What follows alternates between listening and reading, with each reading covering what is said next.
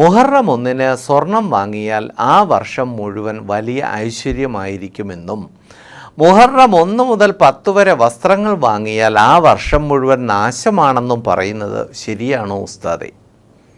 ഇത് എഴുതി അയച്ചത് ലത്തീഫാണ്, തിരുവനന്തപുരത്ത് നിന്നും. ഇത് മുഹറവുമായി ബന്ധപ്പെട്ട് ഉണ്ടാക്കി വച്ചിരിക്കുന്ന അനാചാരങ്ങളിൽ ഏറ്റവും വലുതും പ്രാബല്യത്തിലുള്ളതുമായ അനാചാരമാണ്. അതായത് മുഹറം 1-ന് സ്വർണ്ണക്കടകൾ വലിയ തിരക്കാണ്. ഇത് ഞാൻ പറയുമ്പോൾ ചിലപ്പോൾ സ്വർണ്ണ കച്ചവടക്കാർക്ക് ചിലപ്പോൾ ഇഷ്ടപ്പെടില്ലായിരിക്കാം, കാരണം കച്ചവടം നടക്കേണ്ട ഉസ്താദെന്ന് പറയും. എന്നാൽ ടെക്സ്റ്റൈൽസ് നടത്തുന്നവർക്ക് ഇഷ്ടപ്പെടുകയും ചെയ്യും. കാരണം എന്താ, ആരും മുഹറം 1 മുതൽ 10 വരെ ഡ്രസ്സ് എടുക്കാൻ വരുന്നില്ല എന്നാണ് പറയുക. കൊല്ലം ജില്ലയിൽ ഒക്കെ ധാരാളം വ്യാപകമായിട്ട് നടക്കുന്നുണ്ട്. അപ്പോൾ ആരും അങ്ങോട്ട് വരുന്നില്ല എന്നാണ്, മുഹറം 1 മുതൽ 10 വരെ വരില്ല എന്നാണ് പറയാം. എന്തിനാണ് നമ്മൾ ഈ ആവശ്യമില്ലാത്തതിനെ തിരികെ വെക്കുന്നത്? എന്തിനാണ്?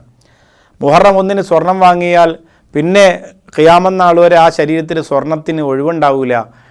മുഹറം 1 മുതൽ 10 വരെ തുണിയെടുക്കാൻ പോയാൽ പിന്നെ ദാരിദ്ര്യമാണ്. അതൊന്നുമല്ല. മുഹറം 1 അതുമായിട്ട് ബന്ധപ്പെട്ട യാതൊരുവിധ പ്രശ്നവും ഹദീസിലോ മറ്റു കാര്യങ്ങളിലോ പറയുന്നില്ല.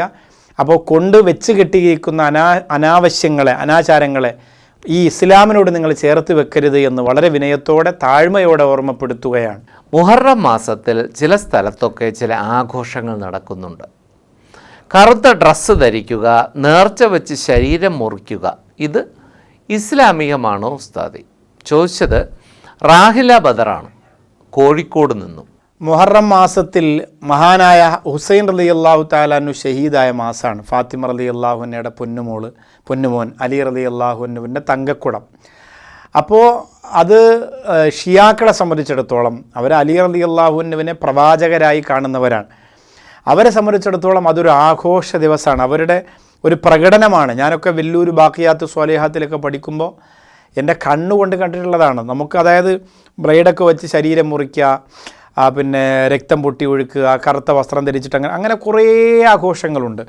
ഒരിക്കലും അത് സുന്നത്ത് ജമാഅത്തിനോ യഥാർത്ഥ വിശ്വാസികൾക്കോ ചേർന്ന ഒരു ആചാരമോ ആഘോഷമോ അല്ല എന്ന് സാന്ദർഭികമായി ഓർമ്മപ്പെടുത്തുകയാണ്. അപ്പോൾ നമ്മളെല്ലാവരും അത് ഗൗരവത്തോടു കൂടി കാണുകയും മനസ്സിലാക്കുകയും അത്തരം സംഭവങ്ങൾ നമ്മുടെ നാട്ടിലോ വീട്ടിലോ ഒക്കെ തുടക്കം കുറിച്ചാൽ മുളയിലെ തന്നെ അതിനെ നുള്ളിക്കളയുകയും വേണം. മുഹറവുമായി ബന്ധപ്പെട്ട് ചെയ്യേണ്ട ആചാരങ്ങൾ എന്തൊക്കെയെന്ന് വിശദീകരിച്ചിട്ടുണ്ട്. അതുമാത്രം ചെയ്യുക. അള്ളാഹു അനുഗ്രഹിക്കട്ടെ.